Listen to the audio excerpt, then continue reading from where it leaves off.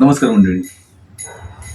महाराष्ट्रातील वासुदेव हे एक धार्मिक भिक्षेकरी असणारं वैशिष्ट्यपूर्ण लोककलाकार, जे पहाटे गावोगावी जाऊन गाणं गाऊन आणि टाळ बासरी वाजवून दान मागायचे.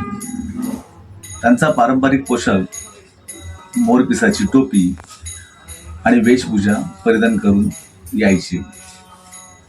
ही परंपरा किमान 1000 ते 1200 वर्षापूर्वीची असावी असे मानले जाते, कारण संत ज्ञानेश्वर आणि संत नामदेवाची त्या वासुदेवावर रचना लिहिलेली आहे. पण आजकाल ही लोक फारच दुर्मिळ झाली आहेत.